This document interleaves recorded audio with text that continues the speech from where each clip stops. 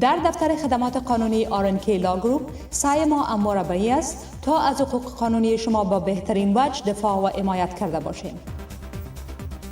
خدمات قانونی ما شامل بانکرپسی یا ورشکستگی،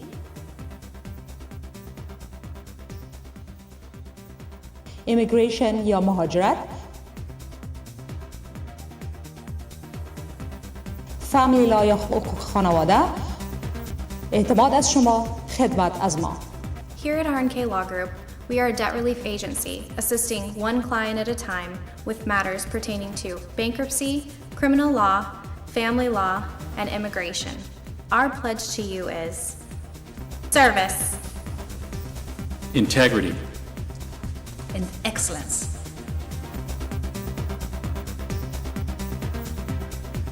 هموطنان خوب افغانی و همزبانان محترم، اگر شما با امور ورشکستگی، جنایی، خانواده و یا در موارد ایمیگریشن یا مهاجرت با کمک‌های قانونی RNK Law Group ضرورت داشته باشین، ما در خدمت شما هستیم.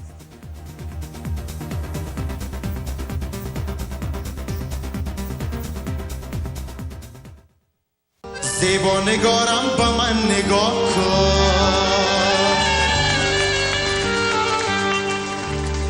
طاقت ندارم به هجر تو، این شرار عشق آتشینه کرده تباهم زیبایم. با یاد از احمد ظاهر هنرمند نامیرای کشور، یک شب به یاد ماندنی برای علاقمندان و فامیل‌های گرامی برای اولین بار در امریکا در سافراندریل با هنرنمایی زبی‌الله جوانمرد. شروع برنامه ساعت 8 شنبه شب 21 دسامبر. شماره رزرویشن و معلومات 714 538 3940 و 714 404 2694. قیمت تکت $75 به شمول غذا.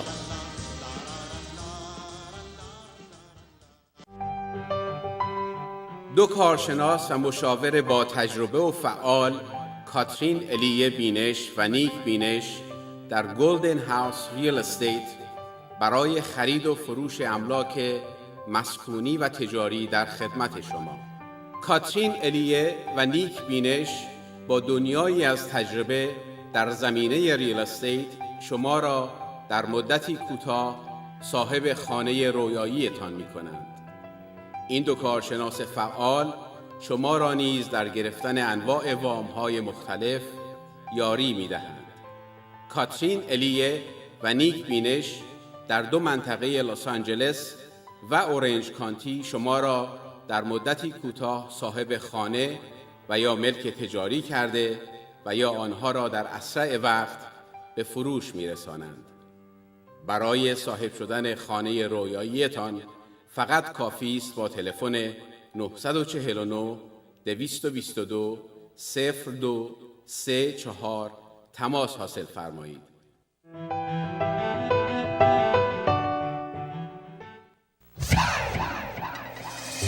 عبید رسولی، مشاور صادق و قابل اعتماد در امور خرید و فروش املاک مسکونی و تجارتی. مشوره رایگان برای انتخاب وکیل، بیمه، انسپکشن و غیره. با خرید خانه کرایه کوچ‌کشی، پول وکیل و انسپکشن ژمانی پرداخته می شود.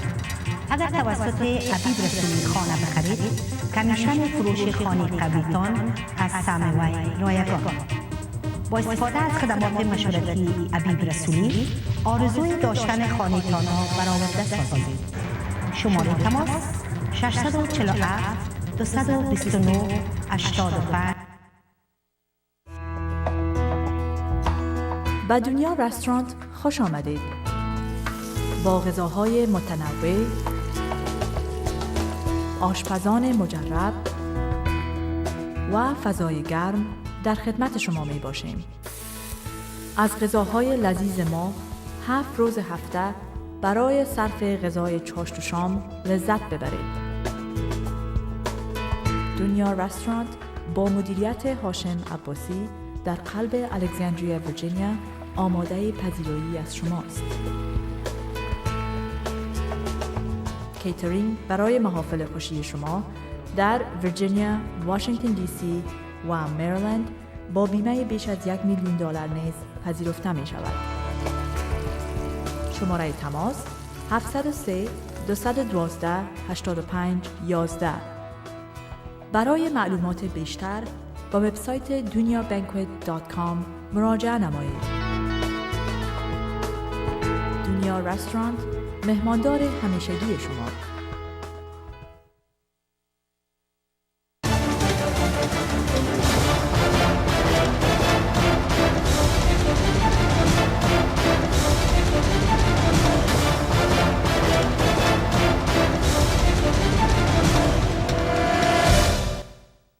زیبا نگارم با من نگاه کن،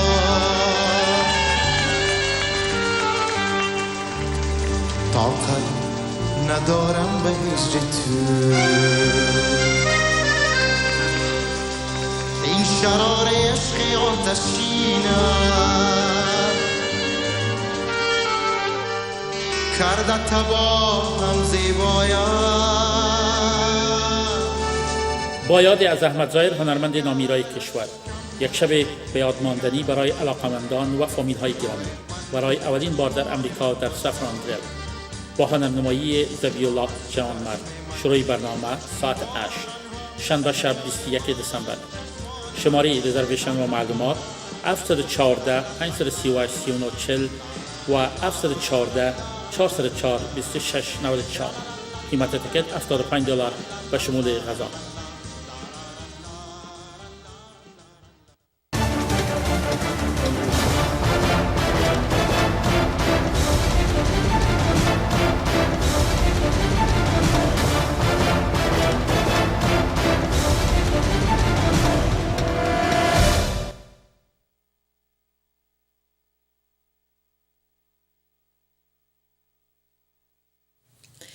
با سلام دوباره خدمت شما عزیزان. امروز صحبت خانم میترا گلریز نشستیم و با هم باید بگویم که برنامه فقط برنامه قانون جامعه نیست، برنامه جوینت داریم با خانم عزیز میترا گلریز که امروز در مورد خشونت‌های خانوادگی صحبت کردیم. میترا جان، جای داره که میفهم که قبلا در این مورد صحبت کردیم، ولی یک بار دیگه بپردازیم به این که دلایلی که خشونت یا خشونت‌های خانوادگی اتفاق میفته چی هستند؟ که شما در اول برنامه گفتین که منتل ایلنس دلیل بسیار عمده این مسئله بوده، همچنانی که خشونت‌هایی که کسایی که قبلا، مخصوصا بچه‌هایی که قبلا شاهد خشونت‌های خانوادگی بودن. درست است؟ درسته. همچنان در رابطه کارهایی که من میکنم، مخصوصا کارهای قانون خانواده، میبینم که بیشتر خشونت ها مربوط میشه به ازدواج های نامناسب. وقتی میگیم ازدواج نامناسب منظور ما چی است؟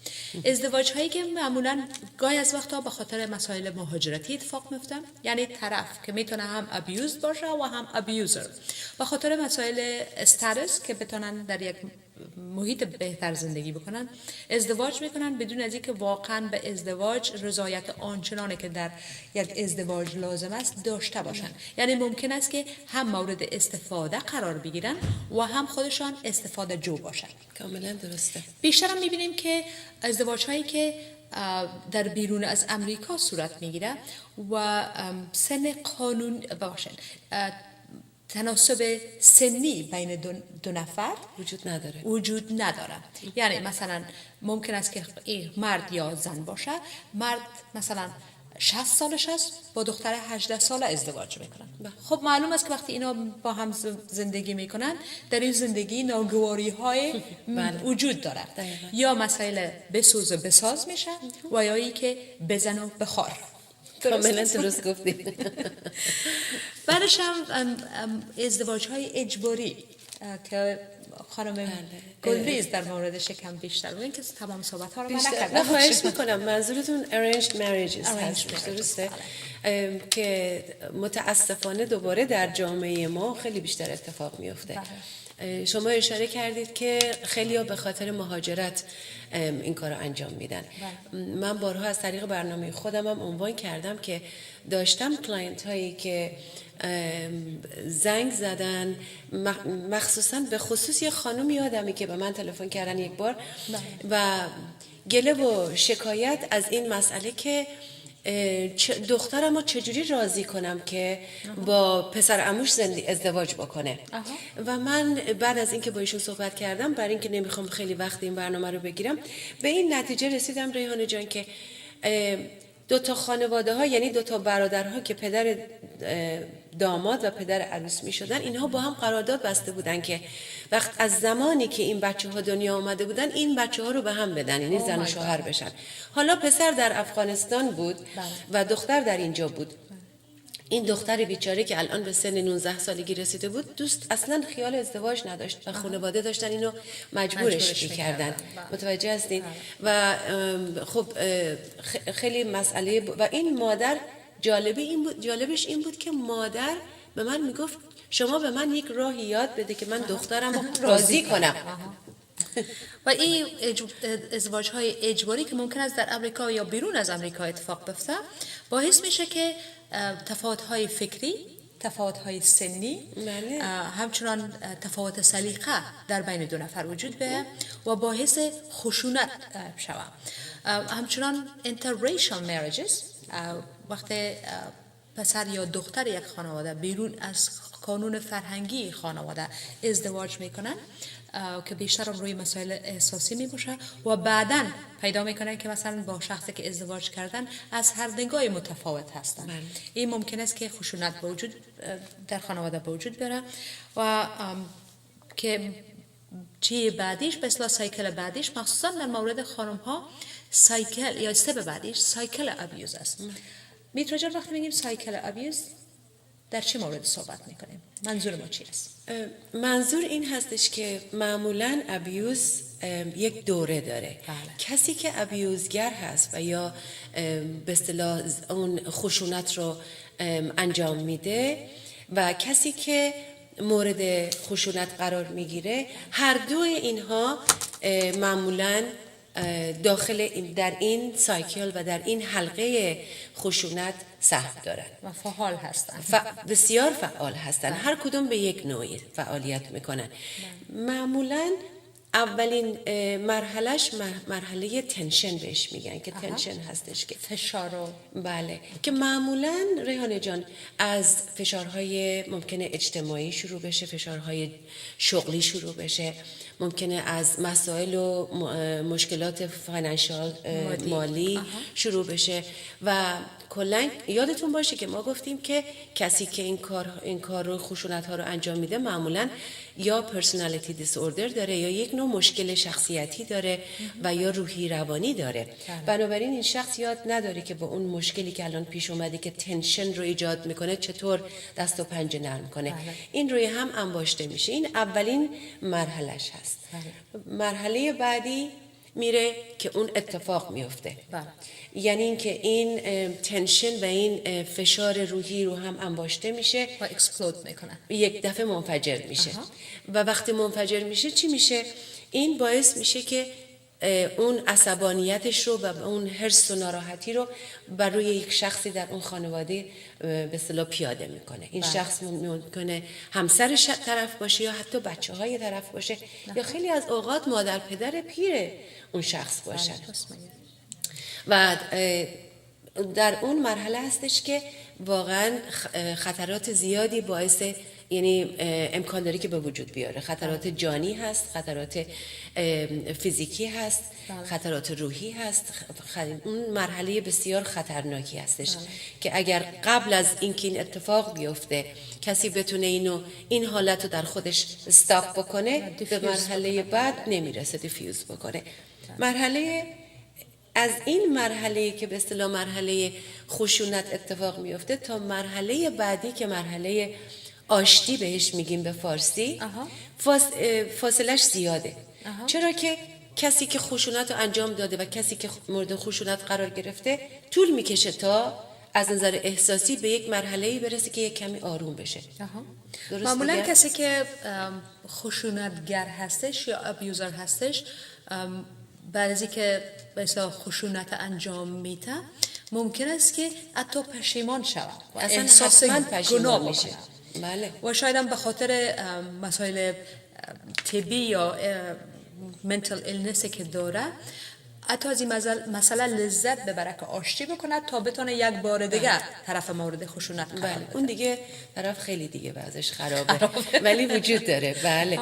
و یک مسئله‌ای که ریحانه جان خیلی مهمه که بینندگان عزیز بدونن اینه که در مرحله آشتی کسی که واقعا ناراحتی روحی روانی داره نه تنها احساس شرمندگی و پشیمانی میکنه، خیر در اکثر موارد طرف مقابل رو بهش احساس گناه میده. یعنی این که میگه بله، میگه تو اگر این حرفو نزده بودی این اتفاق نمیافتاد. بغل میکنه، ماچش میکنه، احساس شرمندگی میکنه، ولی در این حال به طرف مقابل احساس شرمندگی و احساس گناه میده که همون احساس گناه هستش که خودش یه قسمتی از این ابیوز هست، از فعال بودن ابیوز است. یعنی وقت طرف احساس میکنه که اگر من فلان صحبت نکرده بودم، اگر این کار نکرده بودم، این مسئله اصلا اتفاق نمیفتاد، باعث نمیشد که دست خشونت و کتککاری را طرف بلند بکنه. یا به اصطلاح پدر مادر پیر متوجه از این مسئله باشه یا بچه هایم شاهد از این مسئله باشه، احساس گناه بیشتر میشه تا ابیوز، کسی که به اصطلاح ویکتیم از این مسئله است، قبول بکنه که مسئولیتی مسئله با او بوده و آمادگی از این داشته باشه که دوباره آشتی بکنه و داخل سایکل ابیوز شود. دقیقاً همینطوره. و اغلب هم بعد از این جریان آشتی خب یک مرحله بسیار کوتاهه ولی عشق و عاشقی پیش میاد، رابطه نزدیک میشه، همه چی آروم میشه. کسی که مورد خشونت و مورد ابیوز قرار گرفته، این در ابتدای این رابطه احساس آرامش میکنه، میگه خدا رو شکر، خب همه چی حل شد، این آروم شد. ولی این مدت زمان معمولا بسیار کم هست تا وقتی که 2 مرتبه این اتفاق میفته. در نتیجه همین سایکل هستش ریحانه جان که اغلب کسانی که در روابط این رابطه ها باقی میمانند از نظر روحی دچار اضطراب شدید میشن. ناراحتی های فیزیکال به اصطلاح چیز پیدا میکنن، نشون میدن، فیزیکال سیمپتوم نشون میدن که ناراحتی های معده پیدا میکنن، سردردهای شدید پیدا میکنن، خودشون هم نمیدونن از چیه، ولی به خاطر اینه که تو این رابطه میمونن و همش در دلهوره هستن که فکر میکنن که وای الان اگه من این کارو بکنم الان دوباره طرف عصبانی میشه. گاهی از وقتها یک آنالوژی بسیار مهمه در این مسئله ما متوجه شدیم یا شاهدش بودیم که طرف فکر میکنه که روی پوست تخم مرغ داره راه میره و نباید این تخم مرغ ها بشکنن و این خودش خب همونطور که پیداست یک کار ناممکن است و این ناممکن بودن این مسئله باعث میشه که طرف همیشه در اضطراب، دلهوره و ترس زندگی بکنه و همونطور که گفتیم احساس اعتماد به نفس از دست بده و یا خود همیشه اهانت شده فکر بکنه و یا فکر بکنه که مسئول تمام بدبختی هایی که در زندگیش اتفاق میفته خودش است. بله. اون احساس گناهی که میکنه و احساس به اصطلاح اصلا به ذهنش هم نمیرسه که این شخص گناهی نداره، اون طرف مقابله که باعث این مسائل میشه. ولی به یک نحوی میتونیم بگیم که اون کسی که مورد خشونت قرار میگیره شرکت داره میکنه در این جریان. 100%. و دلیل این که اصلا ما این برنامه رو داریم شاید یکی از دلایلش اینه که میخوایم آگاهی بدیم. درسته ریحانه جان؟ بله، چون مخصوصا در موارد قانونی که ما می‌بینیم که ویکتیم مرتب به صورت دائمی، یعنی هر 3 ماه، هر 4 ماه شلتر میرن، هر 4 ماه، هر 5 ماه بعد یک کیس دومستیک وایلنس میارن، دوباره به کیس به کورت و همیشه طرف هم اون شخصی بوده که دفعه اول ازش شکایت شده و این سایکل را به وجود میاره که شما اصلا تعجب میکنین که یعنی چی، یعنی چرا باید این مسائل قبول بکنن. و همونطور که قبلا میترا جان گفتن گاهی از وقتا مسائل احساسی می باشه، یعنی واقعا اینقدر این مسئله میتونه که بیمارانه بهش نگاه شوه یا از نگاه دید بیماری بهش نگاه شوه، به خاطر که شما میبینین که طرف شدید متوجه لطکوب متوجهش بوده. یعنی شما ضربه های لطکوب میتونین در بدنش ببینین، ببینین که به چقدر شدت تنبیه شده و باز مثلا دوباره در همون محیطی که خشونت متوجهش بوده میره و گاهی از وقتا حتی به کسی که خشونت در موردش انجام داده عشق می‌ورزه. بله. خب یک نوع بیماری این خودشم. به خاطر اغلب اوقات این مسئله وقتی اتفاق میفته که ویکتیم یا کسی که مورد ضرب و جرح قرار میگیره عادت کرده. همونجوری که اول برنامه گفتیم، اگر فرض کنیم مثلا خانومی یا آقایی که از بچگی شاهد بوده که مادرش یا پدرش مورد ضرب و جرح قرار می گرفته، اینو عادی میدونه. حالا هم که اتفاق برای خودش میفته فکر میکنه که خب بایستی هر جوری شده با این مسئله بسوزه و بسازه. در واقع همین مسئله هستش که شما گفتید که هر دو در این سایکل فعال هستند. درسته؟ بله، راست میگین. و یکی از مسائل دیگه‌ای که باعث میشه، البته ما قبلا هم بهش اشاره کردیم، که کسی که ابیوزد است در رابطه باقی بمونه، مسائل احساسی میباشه، مسائل کلتوری و فرهنگی که مسئله بساز است و در بیشتر جوامع، مخصوصا جوامع شرقی، بر هم ریختن قانون خانواده و یا طلاق گرفتن یک تابو شمرده میشه. مخصوصا خانم ها فکر میکنن که حالا هر چی که شده باید در این رابطه باقی بمانن و گاهی هم به خاطر مسائل اقتصادی باقی بمانن. یعنی شخص اینقدر مسائل اقتصادی زیر کنترل بوده، انگلیسی بلد نیست، کار نمیکنه، پس‌انداز مالی نداره و این باعث میشه که مجبور باشه که در رابطه باقی بمانه. وحشت دارن، مخصوصا خانم هایی که تحت ابیوز قرار میگیرن و بچه هم دارن، از وحشت این که و شوهر یا همسر به اصطلاح خرج خانواده رو میده و یا کسی هستش که از نظر مالی خانواده رو تامین میکنه، خب خیلی طبیعی هستش که اون شخص وحشت داره از این که خب حالا اگر که من جدا بشم چیکار کنم. اینجا هستش که اگر اجازه بدین بگم که هیچ وحشتی نباید داشته باشید. هستن در این مملکت شلترها و جاهایی که شما به شکل بسیار امن و ناشناخته، یعنی آگاهی به هیچ کس نمیدن، هیچ کس خبر نخواهد داشت و به شما حمایت میکنند، شما و فرزندانتون رو، و ازتون حمایت میکنن، حتی براتون شغل کار پیدا میکنن، همه چیز. بله. و هیچ نگرانی نداشته باشید. تنها کافیه که شما اگر هیچ شماره تلفنی رو هم به یاد نمیارن، همیشه توصیه میکنم که 911 زنگ بزنید. بله. همچنان که از نگاه قانونی پروتکشن های قانونی وجود داره که شما میتونین از اون مستفید شوین. اولا این که همونطور که خانم میترا گفتن، با دایل کردن شماره 911 پلیس به کمک شما میشتابه. شما میتونین به شلترهایی که طرف کسی که خشونت در مورد شما انجام میدن هیچ دسترس بهش نداشته باشن و حتی نفهمن که شما کجا زندگی میکنین. همچنان که وقتی کیس شما به کورت برده میشه، کورت میتونه که یا دادگاه ها، محکمه های آمریکا میتونه که برای شما پروتکشن های قانونی رو بدن. مثلا از طرف به شکل قانونی من همیشه که در نزدیکی شما بیان، امروز شما تماس بگیرن، به شما زنگ بزنن و یا هیچ نوع خسارت و ضرر دیگری را به شما یا خانواده شما وارد بسازن. همچنان از نگاه قانونی مراجع مختلف وجود داره که یکی در هر کانتی یک کورتی که به نام سپیریور کورت، یعنی در کالیفرنیا به نام سپیریور کورت of California، مثلا کانتی of Orange شناخته میشه. شما به اونجا مراجعه میکنین. در اونجا در خود کورت قسمتی هست که فقط در مورد domestic violence کار میکنن و شما میتونین به صورت قانونی و حتی گاهی از وقتا بدون پرداختن پول از کمک های اونا استفاده بکنین. همچنان در بیشتر جاها لا اسکول ها یا یونیورسیتی های لا هستن که پروگرام های مخصوص domestic violence elder abuse دارن.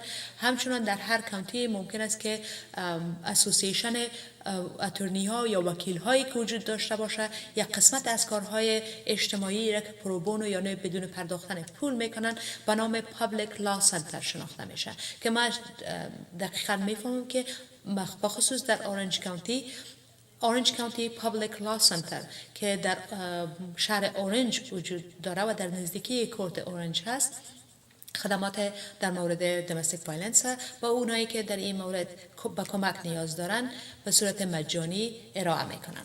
دوستای عزیز، امیدوار هستم که برنامه امروز مورد توجه و استفاده شما قرار گرفته باشد.